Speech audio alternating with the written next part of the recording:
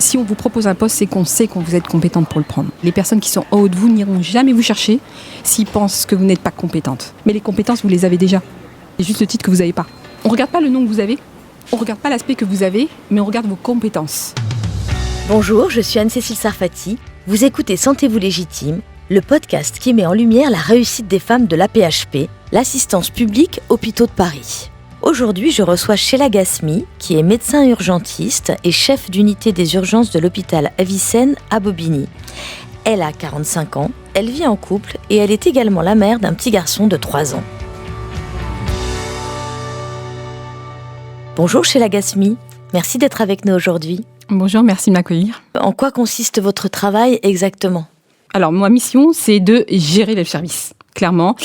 Aussi bien le côté humain que le côté purement structural. C'est-à-dire que je dois gérer tout ce qui est planning, organisation du temps de travail des médecins. Mais d'un autre côté, il y a aussi l'équipe paramédicale. Donc, je dois faire en sorte que tout ce petit monde aille dans le même sens et fait que le service tourne bien. Et il y a aussi des histoires de lits. C'est malheureusement le quotidien de beaucoup de responsables de services des urgences, y compris moi. Ça occupe pratiquement la moitié de mon temps. Trouver des lits qui n'existent pas. Parce que, soyons honnêtes, ils n'existent pas. Donc, c'est à peu près un tiers de ma journée, le matin, à trouver des lits, à appeler, à passer des coups de fil, à supplier des personnes de me trouver des lits. Mais vous voulez dire en dehors de l'hôpital ? En dehors de l'hôpital et dans l'hôpital. Donc, on commence déjà par voir si dans l'hôpital où je travaille, il y a des lits. Donc, c'est à peu près 1 heure à recenser. Quand ça ne suffit pas, j'appelle à l'extérieur de l'hôpital des différents correspondants, aussi bien dans le secteur public que dans le secteur privé. Et quand ça marche pas, parce que des fois, toutes les portes sont fermées, commence la période de la négociation, de se plier. Annule quelqu'un, si tu peux vraiment annuler quelqu'un qui doit être programmé pour essayer de prendre celui-là. Et c'est extrêmement chronophage et c'est extrêmement compliqué. Donc j'imagine que vous faites l'objet de beaucoup de reproches au quotidien par tout le monde finalement. Alors l'urgentiste dans un hôpital, c'est la personne qu'on déteste. Ah d'accord. Nos collègues effectivement nous voient plutôt comme les personnes qui vont essayer de leur prendre le peu de lit qu'ils ont. Voilà. Mais j'ai la chance de travailler dans un hôpital qui est à l'échelle humaine, où les gens sont humains et on arrive toujours à trouver des solutions pour tous les malades de nos urgences et qui sont dans nos brancards. Mais à force de négocier. Mais c'est vraiment parce que c'est un hôpital qui est atypique. Et alors, on pourrait penser, vu ce que vous venez de me dire, que c'est vraiment un boulot super difficile et peut-être parfois un peu ingrat. Qu'est-ce qui vous plaît dans ce travail ? Alors effectivement, c'est un boulot extrêmement ingrat parce que, comme je disais à mon patron, au bout de 3 semaines, je suis rentrée dans son bureau. Je me rappelle très bien, mais je pense qu'il s'en rappelle aussi. Je me suis assise sur son canapé, je l'ai regardé, il m'a regardé. Il y a eu à peu près 5 minutes de silence et je lui ai dit « En fait, c'est pas chef d'unité que tu m'as nommé, c'est ATSEM ». Il m'a dit, comment ça, ATSEM ? ATSEM, pour ceux qui ne savent pas, c'est, vous savez, en petite section. De maternelle ? De maternelle. À l'école ? À l'école. C'est les dames de service ? C'est les dames de service. C'est les dames qui emmènent les enfants aux toilettes, qui aident la maîtresse pour les tâches ingrates. Donc, je lui ai dit, en fait, je ne suis pas chef d'unité, tu m'as nommé ATSEM. Je lui ai dit, ils sont tous en train de pleurer à venir me voir et pour des problèmes que je ne peux même pas régler, qui ne sont même pas à ma hauteur. Mais malgré tout, je les écoute. Il m'a dit, mais oui, Sheila, ça fait partie du travail. Gérer des équipes, c'est pas que gérer le service, c'est aussi gérer les gens qui la composent. Et pour moi, en fait, ça a été une révélation parce que je ne voyais pas du tout ça comme ça. Moi, je pensais que je vais faire en sorte de créer des protocoles, faire en sorte que les services fonctionnent bien entre nous. Mais en fait, non. Il y avait une autre dimension qui était bien cachée, qu'on m'avait jamais dit, pour lequel j'ai pris du temps à m'habituer. Mais finalement... Et que vous aimez bien. J'aime bien. Parce que je vais être honnête, à l'écoute bien. Et vous cherchez des solutions pour les gens, c'est ça ? Au début, ça m'a semblé vraiment... aucun rapport avec mes compétences, parce que moi, je m'étais formée, j'ai fait 12 ans d'études. Moi, c'est du concret, c'est vraiment gérer des situations, mais gérer de l'humain. Je ne soupçonnais pas ça, mais en fait, finalement, c'est peut-être, je pense que j'en suis même sûre, la partie que j'aime bien. Alors, Sheila Gasmi, est-ce que vous étiez destinée à avoir de telles responsabilités au sein de l'AP-HP ? Absolument pas. C'est plein de concours de circonstances qui se sont ajoutés. Je vais vous raconter un peu ma vie et mon histoire, en fait. Moi, je suis issue d'une famille de 6 enfants. Ma mère a eu 3 mariages. Moi, je suis l'issue du 3e mariage où elle a eu 6 enfants avec mon père. Et de ces 6 enfants, je suis celle qui est au milieu, la 3e. Donc, vous savez, la 3e, la position où elle n'existe pas. Mes sœurs, elles ont eu toutes la même carrière, c'est-à-dire elles sont tous dans le droit. Elles sont toutes avocates. Et moi, je suis le petit cas numéro qui est la 3e qui a fait médecine. Bah ça va, il y a pire comme Calimero. On est d'accord. Ce qui a été une grande surprise pour mon papa, qui était au contraire, il était content. Il me dit, enfin, ma maison va arrêter de ressembler à un tribunal. Et il était ravi parce que lui aussi, il avait dans sa famille, il avait quelques-uns qui étaient médecins. Eux-mêmes sont issus de l'immigration. Mon père est peintre en bâtiment. Ma maman, elle était maman au foyer. Mon père est arrivé à l'âge de 17 ans en France et ma mère était venue pour faire des études d'esthétique. Et c'est là où ils se sont rencontrés. Et du coup, ils sont restés mariés longtemps, on va dire. Et ils avaient à cœur que leurs enfants réussissent. Parce qu'ils sont partis jeunes d'Algérie, parce qu'ils sont originaires d'Algérie. Et on a eu toute notre enfance, la même phrase qui revenait systématiquement, c'est « on n'a pas quitté notre pays d'origine pour que nos enfants ne réussissent pas ». Donc on était choyés, on était aimés, avec pas beaucoup de revenus, on était très modestes. Il y avait mon papa qui travaillait, était peintre en bâtiment, on n'a manqué de rien. Mes parents se chargeaient des moyens, et nous, on devait avoir des résultats. Donc, mon papa, en fait, il nous faisait rire quand on était petits et on lui disait en grandissant, mon papa, je ne sais pas si vous vous rappelez les bulletins scolaires à l'époque, c'est qu'il y avait une case, la meilleure note de la classe, une case la plus basse et une autre case à nous. Et mon père ne regardait jamais ma note. Il regardait la meilleure note. Si c'était celle-là, ma note, il était fier, mais si j'avais un point au moins, par exemple, la meilleure note était 18 et moi j'avais 17, ben c'était pas bon. Et mon papa ne comprenait pas. Il fait, s'il y a un étudiant qui était capable d'avoir 18, tu pouvais avoir 18. Et donc, on a toujours été challengés. Il nous a toujours challengés en nous disant, si tu es capable, tu peux y aller, tu peux réussir. C'est ce qui fait qu'on a réussi, effectivement. Et sur les 6 enfants, vous avez tous réussi? Oui. Bon, comme je vous ai dit, il y a mon frère qui a fait des études d'ingénierie. Moi, j'ai fait médecine et mes sœurs ont fait avocate. Franchement, être femme et maghrébine ou noire, c'est la double peine. Alors, quand on a préparé ce podcast, on s'est rendu compte qu'il y avait à la PHP des histoires de racisme. Est-ce que vous avez croisé le racisme chez les Gasmi? Alors, moi, je vais être très honnête avec vous. Non. Non, je ne l'ai pas rencontré. Peut-être parce que, déjà, je m'appelle Sheila Gasmi. Donc, au premier abord, on ne pense pas que je suis d'origine maghrébine. Et aussi, physiquement, je ne ressemble pas à une âme maghrébine. Donc, je ne l'ai pas rencontré proprement dit. Mes sœurs non plus. Parce qu'il n'y a pas qu'en médecine. Mes sœurs sont dans le droit. J'ai une de mes sœurs qui a fait ses études à Assas. Qui est réputée. La faculté d'Assas, qui est quand même... Voilà. Elle est brune aux yeux verts. Et j'en ai une autre aussi qui a fait pareil à Sorbonne et qui a fait des études aussi de droit dans des endroits qui ne sont pas que le 93, qui est blonde aux yeux bleus. Donc, on a réussi toujours à passer à la trappe. Mais ça existe. Ça existe. J'ai certains de mes collègues qui disent en souffrir, mais moi, personnellement, non. Après, j'ai fait les 3/4 de mes études et mes stages hospitaliers dans le 93. C'est probablement biaisé, on va être honnête. À Vicenne, c'est un hôpital que j'adore. C'est pour ça que j'ai fait ma scolarité, tout mon cursus là-bas. Parce que c'est un hôpital atypique où on ne regarde pas le nom que vous avez, on ne regarde pas l'aspect que vous avez, mais on regarde vos compétences. Et clairement, moi, j'ai senti qu'ils ont tout fait pour que je puisse monter. C'est ce qui fait que probablement, je n'ai pas souffert de ce racisme. Dans notre service, on a des personnes d'origine asiatique, d'origine africaine, d'origine maghrébine. Mais tous les horizons, vous pouvez penser, on l'a. Aussi bien au côté médical que le côté paramédical. Et on soigne des patients issus de l'immigration. Donc, ce qui est plutôt logique. Donc, on a une vraie cohérence et c'est ce qui fait que ça fonctionne bien, en fait. Donc, non, moi, je ne l'ai pas vécu proprement, mais je pense qu'effectivement, si on rentre dans Paris intramuros, dans les hôpitaux parisiens, ça peut exister. Merci pour votre parler cash. Alors, le monde de la santé, il est aussi réputé pour son sexisme.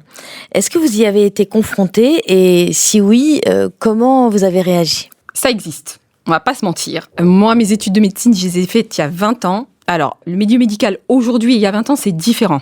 Mes collègues en ont souffert. Moi, j'ai eu 1 ou 2 fois des allusions sexistes.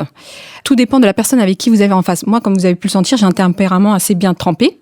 Je ne me laisse pas faire et j'ai pas ma langue dans ma poche. Donc, à chaque fois que ça a pu se produire, j'ai su mettre des limites. Voilà. Mais c'est pas donné à tout le monde de faire ça, en fait. Il faut un certain courage.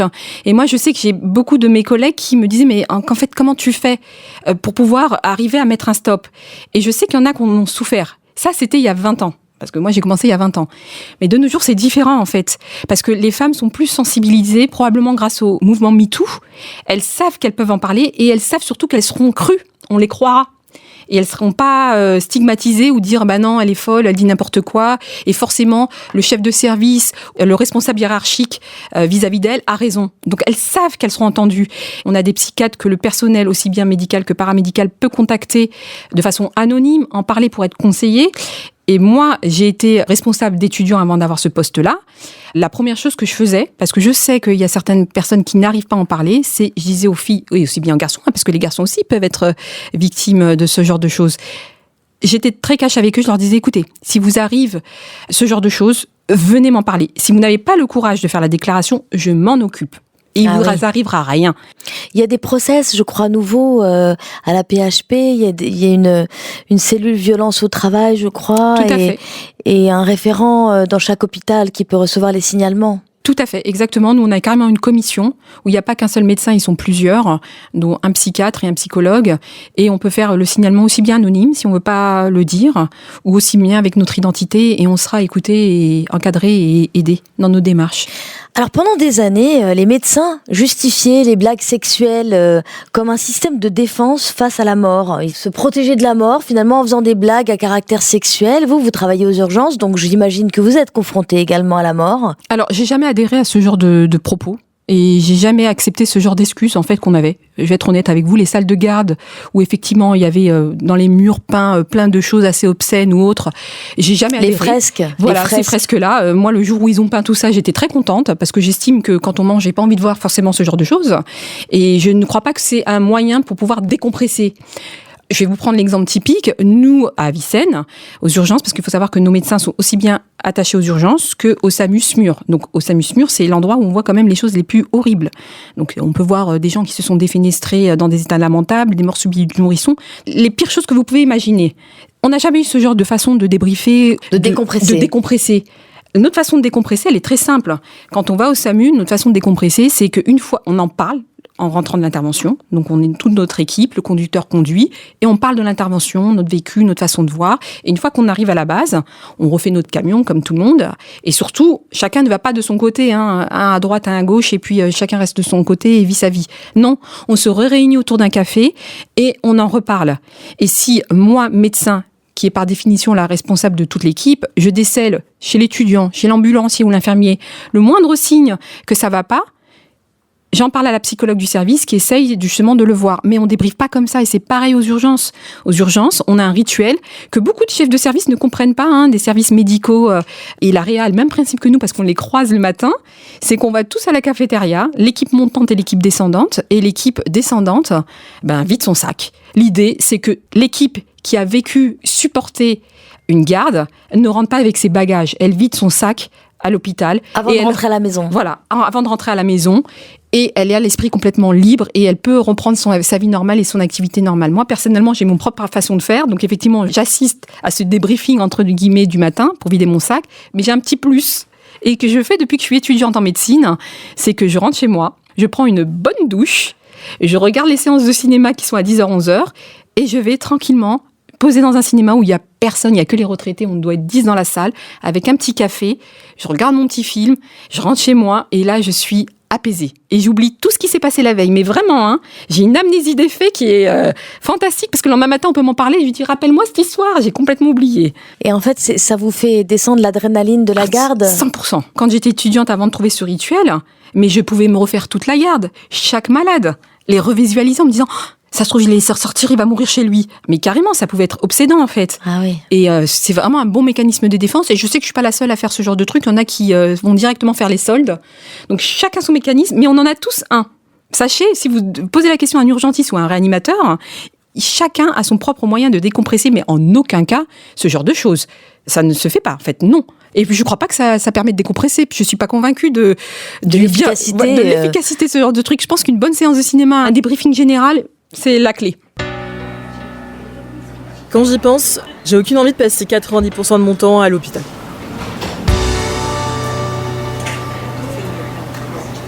Alors Sheila Ghasmi, votre génération de médecins ne comptait pas ses heures au travail. Aujourd'hui, on dit qu'il faut 2 médecins pour en remplacer un d'hier. Est-ce que les jeunes ont raison de vouloir mieux concilier vie professionnelle et vie personnelle ? Vous avez entièrement raison. La façon dont on pratiquait la médecine à mon époque et la façon dont on la pratique maintenant, elle est complètement différente. Alors, moi, à mon époque, il fallait me chasser de l'hôpital vraiment après une garde. Mais vraiment, honnêtement. Il était 8h30 du matin, j'avais transmis mes malades, mais j'étais encore là en train de traîner avec ma blouse dans les couloirs des urgences à chercher des malades à soigner. C'était comme ça. Et je rentrais à 16-17 heures après une garde. C'est plus le cas. Mes collègues ne font pas comme ça. Une fois qu'ils ont fini leur garde à 8h30, ils rentrent chez eux. Je pense que c'est eux qui ont raison, en fait, au final. Je pense que c'est eux parce qu'ils se préservent, peut-être qu'ils dureront plus longtemps dans la longueur et ils seront moins épuisés. Parce qu'on sent que les urgentistes ont une certaine forme de lassitude et très rapidement, ils sont écœurés par la profession et ils veulent changer de profession. Si on doit tenir dans la longueur, effectivement, il faut savoir se préserver. Chose qu'on ne faisait pas, moi, à mon époque. Malheureusement, on était dévoués corps et âme à l'hôpital. Moi, avant d'avoir mon fils, j'étais tout le temps là, en fait. Ils savaient très bien, ils pouvaient m'appeler la nuit, le jour, vacances, pas vacances, je répondais à mon téléphone. Ah oui, vous étiez un peu workaholic. Carrément, ouais. Vous avez donc dû faire des sacrifices dans votre vie personnelle ? Alors, pas sacrifice, parce que moi, je suis très to-do list. Je suis très organisée et en fait, avant d'avoir mon fils, moi, il n'y avait pas de problème. Je donnais sans compter à l'hôpital, il n'y avait pas de souci. Je ne me rendais pas compte que c'était extrêmement chronophage et que c'était difficile. C'est en ayant mon fils, je me dis, mais non, mais il ne doit pas en pâtir. Donc, j'ai dû m'adapter. Donc, je fonctionne beaucoup en to-do list. Mon temps de travail, je l'ai réparti différemment avec un peu d'administratif que je fais chez moi. Donc, ça me permet tous les matins de déposer mon fils à l'école et de le récupérer à 16h45. Tous les jours ? Tous les jours. Mais c'est au prix, par contre, d'adaptation de mon planning. C'est-à-dire, je prends toutes les gardes le mardi pour être de repos de garde le mercredi et lui dédier tous mes mercredis. À votre Bien fils. que de temps en temps, je réponds au téléphone et il sait très bien que c'est le travail. Il me dit, c'est le travail, maman. Bah oui. Donc, il s'est adapté. Malheureusement, il s'est adapté à moi, en fait, mon fils. Pourquoi clairement. malheureusement ? Il n'y a pas... malheureusement, il voit une mère qui est engagée dans son travail, qui est heureuse dans son travail. C'est pas forcément malheureusement. Clairement, il sait que ça me plaît parce qu'il voit bien au ton que j'ai au téléphone que je ne suis pas agacée. Il le sent, il sait très bien. Donc, ce qu'il fait, c'est qu'il prend son jouet, il va dans sa chambre le temps que j'ai terminé la communication et il revient.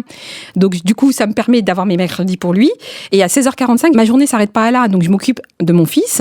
Et quand il est couché, je reprends mon ordinateur, je réponds à tous mes mails, j'organise la journée du lendemain. Donc, je suis couchée vers minuit, 1h du matin, pour un réveil à 7h pour amener mon fils à l'école. Donc, ça demande une organisation. Vous avez une bonne résistance physique quand même. Vous voyez, comme il dit mon père, j'ai formé des Amazones. Mon père, il nous appelait les Amazones. Vos sœurs et vous ? Oui, parce que mes sœurs, elles sont pareilles. Ma grande sœur, elle est libérale, c'est avocate libérale. Donc, elle aussi, elle a dû avoir des to-do list. Ma sœur, elle était à toutes les fêtes de l'école, toutes les sorties scolaires, alors qu'elle était avocate libérale. Donc, à son compte. Donc, pareil, elle avait une organisation du travail. Tout était millimétré. Et puis, mes petits neveux, maintenant qui sont grands, qui disent, on court après maman. C'est eux qui s'adaptent à elle, parce que tout est organisé et on est toutes pareilles. Donc mon père, il nous disait ça, j'ai fait des Amazones en fait, prête à affronter le monde et il n'y a rien qui pourra tomber. Il était fier de vous, votre père ? Oui. Ouais. C'est marrant parce que mon papa était maghrébin de confession musulmane. Dans l'inconscient de tout le monde, un maghrébin d'origine musulmane, il veut ses filles à la maison et les marier le plus vite possible. En fait, mon père, c'était tout l'opposé. S'il s'était rendu compte qu'une de ses filles était dépendante aussi bien financièrement que moralement d'un homme, je pense que ça aurait été un échec pour lui. Parce que c'est pas ce qu'il voulait. Il était très moderne, votre père. Voilà, exactement. Au moment de mourir, ses dernières paroles, parce qu'il a été conscient très longtemps avant de mourir, il nous avait tous réunis autour de lui. Et c'est marrant parce que pour un maghrébin, il fait « J'ai pas peur. Je peux partir l'esprit libre parce que j'ai fait de vous des femmes fortes. Il y a personne qui vous mettra à terre. Aussi bien les hommes que toute personne que vous pouvez rencontrer en face de vous. Vous êtes prête à affronter le monde et je pars l'esprit tranquille. » Et en fait, c'est ce qui nous a le plus ému. Et puis mon frère, il nous a regardé d'un indien et moi, rien du tout. Ses filles, c'était ce qu'il avait de plus précieux et il voulait surtout pas nous voir souffrir. Et il nous a dit, c'est pour ça, entre autres, qu'il voulait qu'on fasse des études. Il a dit, je ne veux pas que vous restiez avec un homme parce que vous êtes dépendante financièrement. Je veux que le jour où vous êtes malheureuse, vous partez. Vous partez, vous ne restez pas en fait, parce que vous avez les moyens financiers, que dans votre tête vous êtes forte et que vous pouvez reconstruire votre vie. Et c'est toujours été le leitmotiv de moi et de mes sœurs. Pour lui, c'était important. L'autonomie financière, psychologique de ses filles en fait. Alors revenons à votre parcours. Comment vous avez fait pour en arriver là ? Sur qui vous êtes-vous appuyé ? En dehors de vos parents, bien sûr. Oui. Comme je vous l'ai dit, c'était pas prédestiné. Clairement, mon parcours, il est complètement atypique. C'est simple, j'ai été étudiante à la faculté de médecine comme tout le monde. J'étais interne. J'ai été repérée à ce moment-là par mon chef de service, qui n'est plus mon chef de service depuis 2 semaines, mais peu importe, qui m'avait dit d'emblée, j'aurai un poste pour toi de chef de clinique. Donc j'ai terminé mon internat, il m'a recontacté, il m'a dit bon, t'es prête, t'as un poste de chef de clinique. Le poste de chef de clinique consiste à encadrer les étudiants, à leur donner des cours et à leur permettre d'avancer dans leur cursus. Tous les médecins n'ont pas de carrière universitaire. Il y a une partie qui est purement dédiée à l'hospitalier, donc beaucoup de médecins que vous voyez à l'hôpital sont praticiens hospitaliers, PH, mais vous avez une partie des médecins qui ont la moitié de leur temps à l'hôpital et l'autre moitié de leur temps universitaire. Donc, ils sont 3, c'est simple. Il y a les chefs de clinique qui encadrent les étudiants. Vous les avez les MCU, c'est les maîtres de conférences universitaires qui gèrent aussi les étudiants à une strate plus élevée. Et la 3e strate, qui est le maximum, c'est PUPH, professeur des universités. Donc moi, j'étais chef de clinique. Donc, la moitié de mon temps était consacré à m'occuper des étudiants, les examens, leur faire passer les examens, les concours, les préparer à examiner des malades à l'hôpital, leur apprendre la sémiologie au lit du malade. Donc, tout ça, c'était la moitié de mon temps. Et l'autre moitié de mon temps, c'était dédié à l'hôpital. Et c'était donc voir des malades, notre corps de métier. Donc, il m'avait proposé ce poste. Donc, j'ai fait chef de clinique. Et à la fin de mon clinica, donc, on m'a confié une unité fonctionnelle qui était les lits d'hospitalisation des urgences. Donc, c'est un service de 12 lits que j'avais à gérer, sachant que les urgences étaient une autre UF à cette époque et qui était gérée par une autre collègue. Donc elle gérait son UF et moi je gérais mon UF. Pareil, quand il me l'a proposé, je lui dis pourquoi moi, c'est bizarre. Vous avez hésité beaucoup là. Oui, je me dis mais pourquoi il pense à moi pour ça Vous aviez quel âge ? Ah là là, je ne me rappelle plus du tout. Ça remonte à il y a 10 ans, donc 35, je devais avoir. Ouais. Pourquoi pas, on va essayer. Ça m'a plu. Ça m'a plu en fait parce que c'était un travail différent de chef de clinique. Là, c'était plus des étudiants que j'encadrais, mais c'était des collègues que j'encadrais, des infirmières, des aides-soignants, mais aussi j'avais une interface qui était différente, qui était avec les autres chefs de service des autres étages et des interfaces avec les familles et les médecins en ville. Et j'ai trouvé ça sympathique. Je me dis, c'est pas mal. En fait, finalement, c'est une autre vision de la médecine. J'étais très heureuse dans cette unité. Elle était petite. Ça m'a permis d'apprendre beaucoup de choses. Et j'ai trouvé que le travail était différent et ça m'a bien plu. Et j'ai voulu me contenter de ça. J'étais très heureuse avec ça. Avec mes 12 lits, j'étais très heureuse. J'étais la femme la plus heureuse du monde. J'avais mon petit service. J'étais à l'aise. J'avais trouvé mes marques. Vous aviez votre petite boutique. C'est ça. J'avais ma petite bulle. J'étais bien dans ma bulle. Et j'avais tout ce qu'il me fallait. Je ne demandais pas plus. Et alors, qu'est-ce qui s'est passé ? La collègue qui s'occupait des urgences est partie. Là, c'est pas mon chef de service, mais c'est l'administration, le président de la commission médicale d'établissement. Donc, pour ceux qui savent pas, on a un conseil qui est composé de tous les chefs de service. On élit tous les 5 ans un big boss, on va dire. C'est lui qui m'a dit, il y a une chefferie d'unité qui se libère, celle de ta collègue, est-ce que ça t'intéresserait ? Non, surtout qu'à l'époque, il y avait un médecin homme, plus âgé que moi, et qui était là depuis un petit moment. Donc, et il voulait le poste ? Et il voulait le poste. Donc j'étais un peu embêtée. Je m'entendais bien avec lui. On était bien, mais comme je vous dis, j'étais dans ma bulle, moi, j'étais bien. Et donc du coup, on m'a demandé de candidater. Donc j'ai candidaté.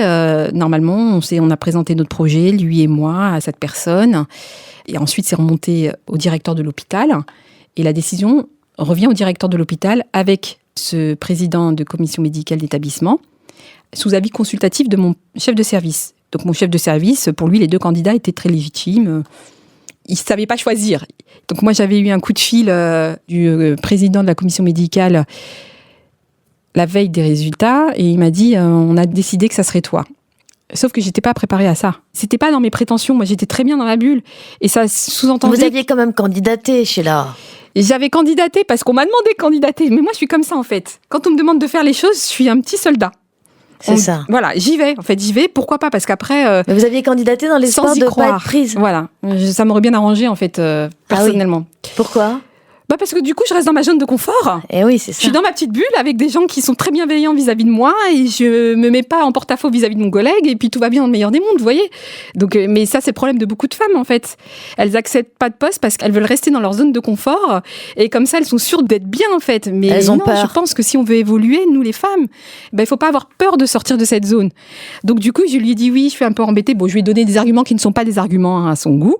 Il m'a dit non, mais en fait, Sheila, je vais être très claire avec toi. Tu n'as pas la possibilité de refuser. Ça va être toi. Ah donc oui. moi j'ai voulu, comme je suis une personne très sécure, pour moi j'étais pas capable de prendre ce poste, on va être honnête. Vous vous sentiez pas capable ? Et pas légitime, pas capable, et tout ce que vous voulez. Et je lui ai dit, je ne te signe pas un chèque en blanc. J'ai fait un marché avec lui, on va être honnête, d'essayer un mois. Si ça me plaît, je continue, mais si ça me plaît pas, on est d'accord, j'aurais essayé, et tu pourras me libérer. Et il a rigolé, sa première réaction a rigolé, il fait « Je veux bien signer ce contrat avec toi, Moral, parce que je sais très bien que tu feras l'affaire. et que tu y arriveras. Donc, je ne prends aucun risque à signer ce deal avec toi. Donc, on est parti sur ça. Donc, les premiers mois ont été très durs, je ne vais pas vous cacher. Ça a été très dur. C'est-à-dire ? C'est que mon collègue l'a très mal pris. Ah oui. Sincèrement, je le comprends. Il a eu beaucoup de mal à en reparler, moi et lui. Mais finalement, il y a peut-être quelques mois de ça, il m'a dit je suis très contente que tu l'aies pris, toi, le poste. Ah oui. Ouais. Il a fini par accepter. Oh, ouais. Et il m'a dit parce que c'est pas facile ce que tu fais, être appelé à n'importe quelle heure. Moi, j'aurais pas accepté ça. Il a fini par le dire, vous voyez. Donc, même étant, on lui a proposé une autre responsabilité d'UF, dont il est très content. Mais il m'a dit finalement, je suis contente que tu l'aies pris parce que moi, ça m'aurait... Mais ça, c'était des années après. C'est des années après, Et ouais. du coup, quand sur il le a moment... vu mon investissement, que je suis sollicitée à n'importe quelle heure. Et je vous dis, souvent, je dis à mes collègues, en fait, il n'y a que les carreaux que vous ne faites pas laver dans ce service. Tellement qu'on m'appelle pour tout et n'importe quoi. Il n'y a pas de drap dans l'unité d'hospitalisation. On m'appelle, je leur dis, mais oui, mais qu'est-ce que vous voulez que je fasse ? Il n'y a pas de drap. Appelez la lingerie. En fait, pourquoi vous m'appelez moi ? Vous voyez, on m'appelle pour tout et n'importe quoi. Donc, quand je suis énervée, je leur dis, mais en fait, il n'y a que les carreaux que je n'ai pas lavé ici, en fait. Et donc, ils ont un moment de recul. Et ils se disent, ah, mais oui, peut-être qu'on abuse un peu. Donc, il me dit, moi, je n'ai pas cette patience que tu as de répondre à tous les appels, à tout et n'importe quoi et d'être sursollicité. Il me fait, je ne voyais pas le travail que tu fais comme ça, en fait. Et ça, je ne l'aurais pas accepté. Donc, il a eu l'humilité de se rendre compte que peut-être c'était pas pour lui, en fait. Voilà. Et que vous aviez plus de qualité pour faire ce job. Voilà, cette partie-là, il n'aurait pas accepté. À quel moment vous vous êtes senti légitime dans ce job ? Quand j'étais à l'aise, en fait, et que j'ai vu finalement, ça ne change pas grand-chose à mon quotidien, que je connais le métier. En fait, je le savais. Au bout de combien de temps c'est arrivé ? En fait, pour être honnête, ça a été très rapide. Parce que ce service, je le connais. J'ai grandi dedans. J'ai fait ma carrière dedans, en fait, en réalité.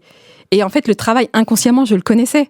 Donc, c'était juste le titre sur une feuille qui me bloquait. Mais en réalité, le travail en lui-même, je le faisais sans m'en rendre compte. Alors justement, maintenant, je voudrais que vous changiez un peu de casquette et que dans cet entretien, vous jouiez un peu le rôle de mentor vis-à-vis des jeunes femmes qui éventuellement nous écoutent et qui hésiteraient devant les responsabilités. Quels conseils vous pourriez leur donner ? Je leur dirais avant tout, allez-y, foncez. Si on vous propose un poste, c'est qu'on sait que vous êtes compétente pour le prendre. Ne vous inquiétez pas, les personnes qui sont en haut de vous n'iront jamais vous chercher s'ils pensent que vous n'êtes pas compétente. Ça ne changera rien dans votre vie privée parce que vous allez vous réorganiser. On a une faculté en nous de pouvoir s'adapter. Juste être convaincu qu'on est capable de le faire. Et on est tous capables de le faire. Moi, j'ai eu peur, je vous cache pas. J'ai eu très peur. Ça m'a fait sortir de ma zone de confort. Mais au final, je suis contente de l'avoir accepté parce que ça me plaît. Et j'ai progressé. Et puis demain, si on me propose autre chose, probablement j'aurai la même réaction de me dire non, je suis très bien avec ce que j'ai, je veux garder ce que j'ai pas besoin de plus. C'est humain en fait de s'autoprotéger. Voilà, on s'autoprotège. Tant qu'on n'a pas essayé, on ne sait pas si on sait faire le job ou pas. Voilà, exactement. Au pire, faites comme moi, le contrat qui est un contrat moral. J'essaye et si ça va pas, je rends le poste. Mais en fait, ça ira. Donc la personne qui vous l'a proposé acceptera ce contrat parce qu'elle saura très bien au fond d'elle-même que vous êtes entièrement capable. Et soi-même, en fait, les compétences, elles progressent en fait aussi avec l'expérience. On apprend parce qu'il y a plein de trucs que je ne connaissais pas, mais j'ai appris. On a une faculté extraordinaire d'apprendre. Il faut vous dire que c'est quand même le travail que vous faites tous les jours, et ou si c'est la personne en haut de vous qui le fait, vous l'avez vu pendant des années le faire. Donc vous l'avez appris sans vous en rendre compte. C'est ça. Il faut juste vous donner le titre, c'est tout. C'est juste un titre, voilà. Mais les compétences, vous les avez déjà. C'est juste le titre que vous n'avez pas. Est-ce que vous auriez un dernier conseil à ajouter ? Oui, je voudrais qu'on parle un peu plus du racisme et des personnes issues de l'immigration. Des gens comme moi, c'est pas rare, il y en a beaucoup. Mais c'est une minorité silencieuse. On n'en parle pas assez. Moi, dans mon entourage, j'ai beaucoup de personnes issues de l'immigration qui ont réussi. Ces gens-là, on n'en parle jamais. C'est des gens qui restent dans l'ombre et on préfère médiatiser plutôt les personnes issues de l'immigration qui n'ont pas réussi, les personnes qu'on essaye de stigmatiser. J'ai réussi effectivement à force de travail. Tout le monde est capable de ça en fait. Il faut juste en croire en soi, croire en ses compétences et travailler dur. Parce que si vous êtes bon, si vous êtes compétent, si vous avez les diplômes et si vous avez suivi le parcours que vous vouliez, je ne crois pas et je ne veux pas croire que vous ne réussirez pas. Merci beaucoup Sheila Ghasmi. Merci à vous. Merci d'avoir écouté Sentez-vous légitime et rendez-vous dans un prochain épisode avec une autre femme formidable.